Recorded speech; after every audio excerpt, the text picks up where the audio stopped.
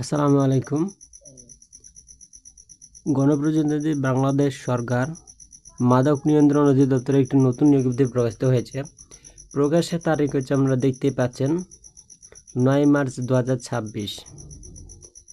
স্বরাষ্ট্র মন্ত্রণালয়ের অধীনে মাদক দ্রব্য নিয়ন্ত্রণ অধিদপ্তরের রাজস্ব খাতভুক্ত নিম্ন বর্ণিত শূন্য পদে অস্থায়ী ভিত্তিতে সরাসরি নিয়োগের উদ্দেশ্যে বিজ্ঞপ্তিতে বর্ণিত নিয়মাবলী ও শর্ত সাপেক্ষে বাংলাদেশের সকল জেলার স্থায়ী নাগরিকদের নিকট হতে অনলাইনে আবেদনপত্র আহ্বান করা যাচ্ছে। এখানে অনেকগুলো পদের সংখ্যা রয়েছে, তো পদের সংখ্যাগুলো একটু দেখে নেওয়া যাক।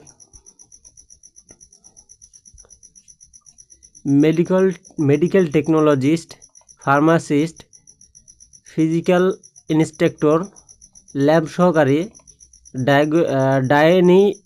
Dietician, vocational instructor, ECG technician, linen keeper, ticket clerk, এরপর হচ্ছে রেন্ট কালেক্টর, সহকারী স্টুয়ার্ড বা assistant steward, ward master, record keeper, lab attendant.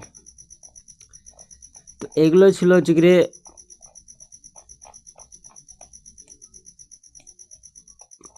পদসংখ্যা। তো আপনারা যারা আবেদন করতে চান তারা অবশ্যই ফুল ভিডিও আসছে, ভিডিওটি দেখবেন এবং আমাদের সাথে থাকবেন।